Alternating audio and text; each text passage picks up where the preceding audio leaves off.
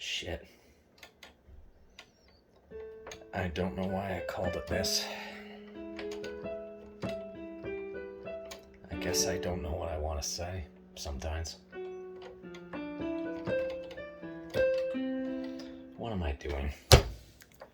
Why am I trying to make this some kind of sad musical number? Hello, everyone. You all know me as Spoopy Wraith. Some people know me by a different name. That's not a name I think I'm ready to indulge just yet. Maybe if we ever reach a milestone or something, but it's not something I'm in the position to think about right now.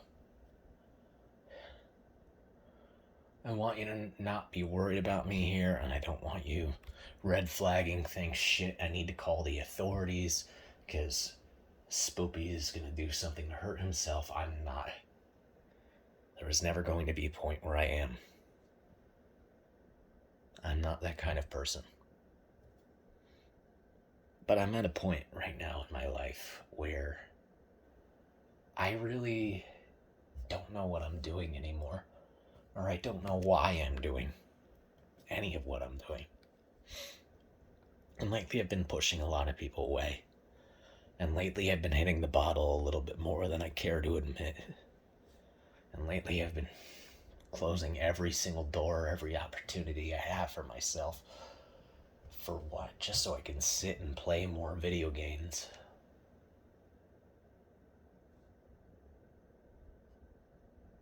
At its core, and I think this is part of why I hide behind this persona that I've set up for myself, this wraith that has no shame, that he's unafraid of everything. It's because I want people to believe that's who I am. It's because I want people not to worry about me. And you should continue not to worry about me. Like I said, I can fend for myself. I think. Even if I've been hitting the bottle. Even if I've been pushing people away. Even if I've been tearing my own life apart at the seams. Lately, I've had some fears that I am going to lose multiple friends of mine to the same situation that I'm dealing with. The same depression, the same anxiety, the same insomnia that keeps you up at night, the same sleep paralysis that puts that demon in the corner of your room that won't stop staring, won't stop judging, won't stop waiting for the second you're vulnerable to destroy you. Same as any relationship. Same as every opportunity I've ever had. But it wasn't them. Because demons are not real. And it wasn't them. Because that shadow you're seeing is just a figment of your imagination. Brought on because you're tired. Brought on because you're afraid. And life knows it and wants to give you an outlet to express it through. And that's okay. It is okay to be afraid of all this. To be in constant terror that your life could fall apart at any moment, that you could just lose someone else, that you could just lose your job, that you could just... everything. Really. You could, if you're in school, you fail out of school. That these 86 or 87,000 whatever IRS agents armed with guns that signed a paper that says they're willing to kill in self-defense. Not to get political. The truth is, I've been scared too, this entire time. And this has been my outlet. Making videos for you guys. Making videos for myself. Posing myself as somebody that I am not because I'd rather be this person that I've created. Not knowing that is just another fragment of me.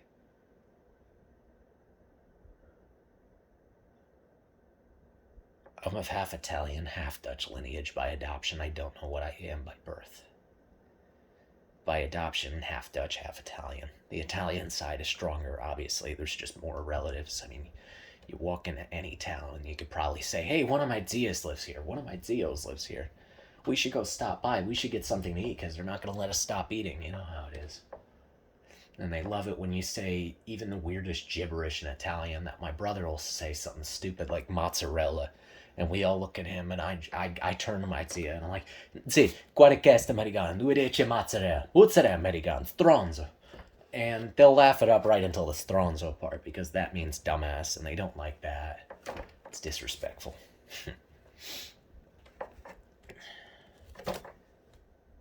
But my zia, my aunt, who was my godmother, one of many zias, but she was my godmother. She passed away. Oh, that's the air conditioning. She passed away when I was young, when I was still in school. And I didn't react for some reason. I guess I just kind of had it in my head that she hated me. And I guess I had it in my head, maybe partially, that she didn't really die or something. I don't know. I was in denial. So is everyone else. That's how it works. That's how the body works. That's how the mind works. That's how the soul works.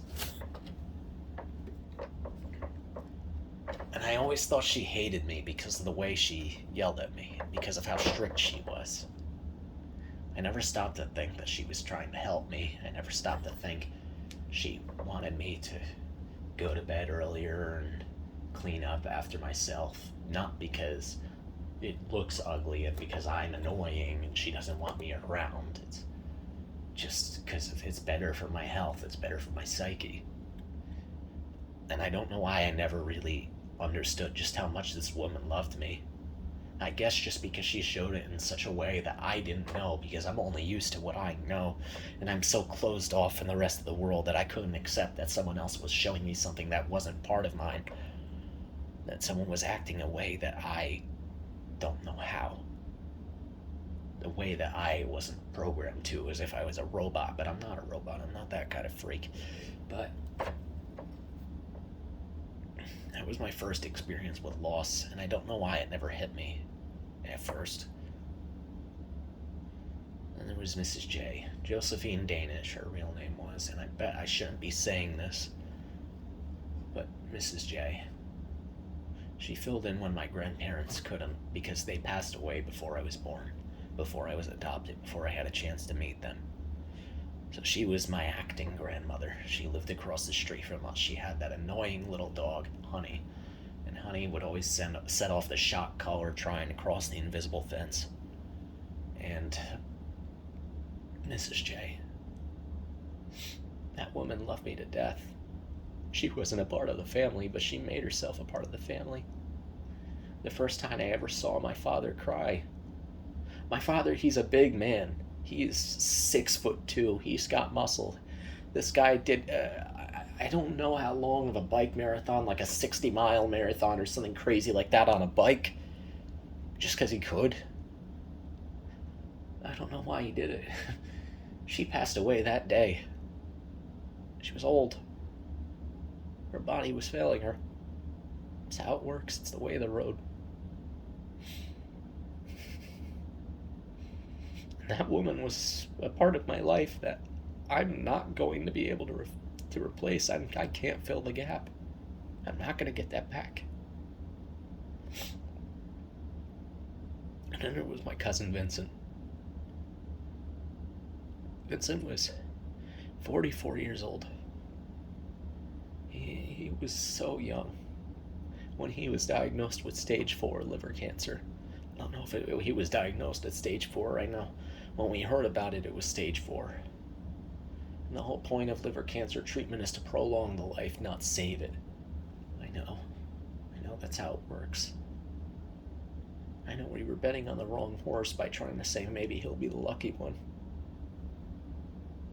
But he kept coming out of the hospital, and they kept saying he was better, and then he was worse, and then he was better, and he was worse, and then it was gone, and then it wasn't, and then it was gone, and then it wasn't, and then they said it was gone for good, and he would be back to see his family. Not even a month later, they slap an expiration date on the guy. They say he doesn't have long. He's got less than a month. And we need to start finalizing, saying our goodbyes. I don't know if I officially ever had a chance to say goodbye. But I made it a point to remind Vincent of the dumbest stupidest, most insignificant thing that he ever did for me. When I was much younger, when I was a child, he gave me his Nintendo 64. He wasn't using it anymore. It was just gathering dust. It was either give it to me or sell it to a collector. He figured to give it to me. He just thought he was giving me a fun toy. And it was one of my favorite things for a time. When I reached college, I didn't have any friends. I didn't have any sense of direction. I had just come out of a special education school I had been put into because I had attempted my life at the age of 14. And I shouldn't be saying this either. But when I was 13 actually, I spent my 14th birthday in CCIS, Child Crisis Intervention Services, the psychiatric ward, but for kids. I was put there because I confessed to my school's counselor that I had tried to hang myself the night before. And I spent my birthday in that hospital, in that isolated atrium. Why am I trying to give it big words? It was hell. It was hellish. I don't know why they were always confiscating our stuff so we wouldn't hurt ourselves, but that they had walls harder than diamond.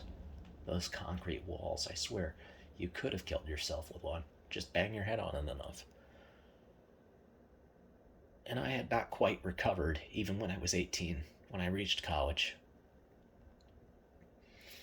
And I saw all the kids in the cafeteria playing their video games on a TV that they borrowed from the library. And I said, wow, I should really show people my Nintendo 64. That's a huge bragging right. That thing's valuable. People will like me. That'd be cool. I tried to borrow the TV from the library, and they said I couldn't because I had to be a representative of a club. It was at that point that I started the video game club at my college. It had existed prior, so it was more like I was restarting it. I was restarting it because no one else had tried to fix it before, and then it, crumbled to dust, more or less. I picked it back up. I polished it off, and at first it was just an outlet for me to brag about this cool thing I had. We weren't able to find an active staff member of the college to act as our advisor.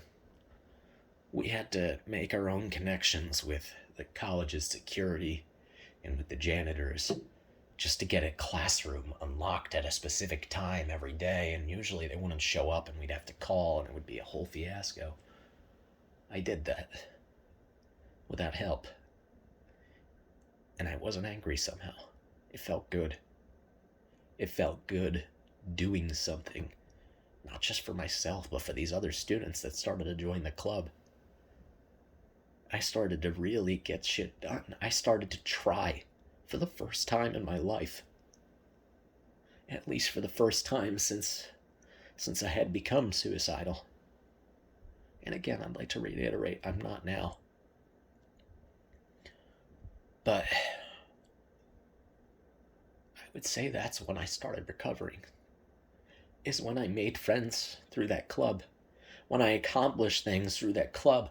When, because my advisor knew that I was doing all this without any help from the college whatsoever, that I was accomplishing it through willpower, he elected me for the Student Leadership Awards. And I won. I won the Student Leadership Award that year. And the next 4 years in a row. It was always me. I was getting shit done, and I felt good about it. And I had made friends in that club that I still have today, 7 years later. Friends in that club that I almost accidentally killed one of them about a year ago. It's a weird story that I don't know if I should even share. It was an accident. We had a bad accident. And it was my fault. And he's still friends with me. And I did not deserve that forgiveness. I did not deserve that mercy, but he gave it to me. And Vincent, by giving me that Nintendo 64, had inadvertently saved me from myself without knowing it. This guy must have been a fucking time traveler that he must have just known, maybe? I don't know. Maybe lucky guess. And I told Vincent that I owe him my life. And I told him why. And he was a Marine, and I'd never seen him cry either, but the way he cried, I don't know how I knew I was never going to see him again. A week later, I had already been scheduled to see him just later in the week, and he passed before I could. I never really said goodbye, but I knew. I knew that the man that had saved my life, without even knowing it, was gone. And I kind of almost broke for a minute. And then I knew it's not what he would have wanted. And I knew, more than anything, what was important to him was his wife and his 3 children, and making sure that they recovered from losing him. Because they would have it harder than I would. And his mother has lost everyone else. He was all she had left. And she needs our help more than ever. And we're still here for her. And she's still here. And his wife is still here. And his kids are still here. And every single day I curse a world that would have let him leave my life. But then it would have left all our lives. But then just minutes later, I have to be grateful for every second that I got with the damn guy, even if I wasn't grateful for it at first, because I never really knew what it was going to do for me. I guess what I'm saying is that at the root of it all, I'm so scared. And I just keep outliving people, and that's why I'm depressed. I think at its core, why I'm so depressed is because I might have to keep seeing people leave my life. But I'm not letting it destroy me anymore. Because I should have gratitude for every single change they've made in my life. I can't keep letting it haunt me, and I can't keep bringing them down with me. Because I hate my life. When they were the parts of it that made it worth living. And they will continue to be there. There will always be people I care about. And I care about each and every one of you. There's 204 of you now. I don't even know how that happened. And I only hope to see more of you happen. I only hope that I can just change people's lives too. Just as Vincent did. Just as Mrs. J did. Just as my Tia did. Maybe I won't have the same effect on others. But, the old adage of miss 100% of the shots you don't take or something stupid like that. I have to try. What's stopping me from trying? What's stopping you?